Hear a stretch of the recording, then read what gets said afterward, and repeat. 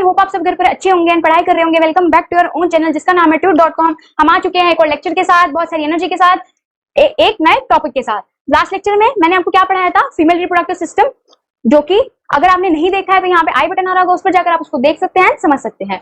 तो आज का हम लेक्चर शुरू करते हैं, जिसमें मैं क्या पढ़ाने जा रही हूँ। आज हम पढ़ेंगे मेल रिप्रोडक्टिव सिस्टम।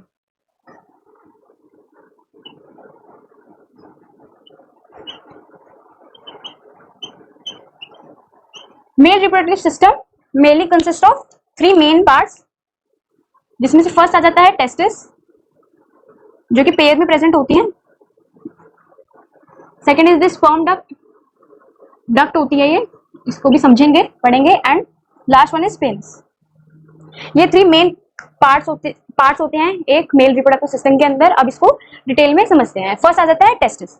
टेस्टिस क्या होता है, मैंने फीमेल रिप्रोडक्टिव सिस्टम में बताया था कि ओवरी जो होती है वो पेयर में प्रेजेंट होती है। ऐसे ही मेल रिप्रोडक्टिव सिस्टम में टेस्टिस होती है, पेयर में प्रेजेंट होती है। उसमें फीमेल रिप्रोडक्टिव सिस्टम में हमने क्या पढ़ा था कि ओवरीज किस में हेल्प करती हैं, ओवरीज ओवा प्रोड्यूस करने में हेल्प करती हैं, ओवम प्रोड्यूस करने में हेल्प करती हैं।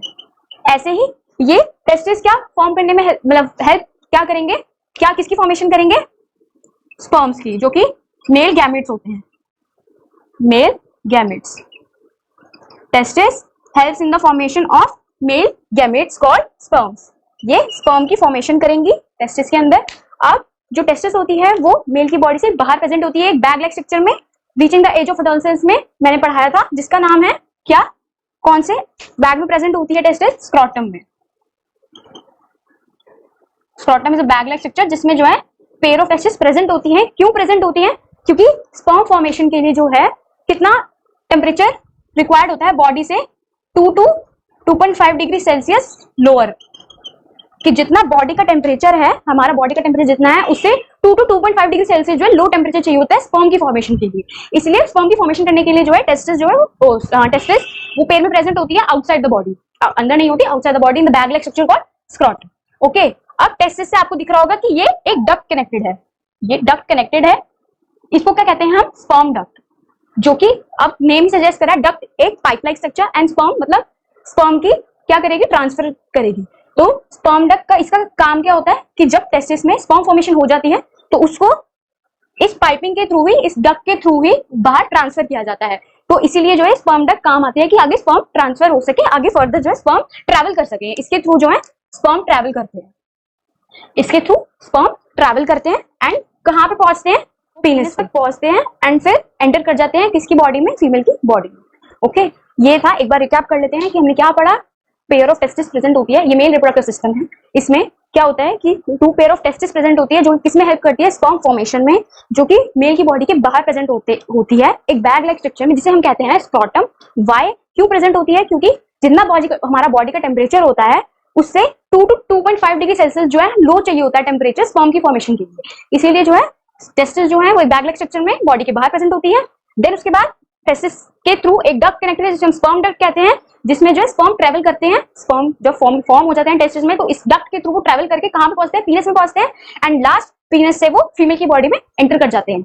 ओके, अब हम ये मेल रिप्रोडक्टिव सिस्टम हो गया। अब हम पढ़ते हैं कि स्पर्म का स्ट्रक्चर क्या होता है। आपकी बुक में स्पर्म का स्ट्रक्चर भी गिवन है, तो हम स्पर्म का स्ट्रक्चर पढ़ते हैं कि कैसा होता है। यस, सो हम पढ़ते हैं male gamete structure called sperm. ये किसका स्ट्रक्चर है, स्पर्म का स्ट्रक्चर,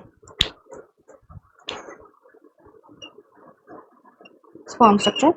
इसमें पढ़ते हैं कि कौन कौन से पार्ट्स होते हैं। फर्स्टली ये जो आपको दिख रहा है सबसे ऊपर ये होता है हेड।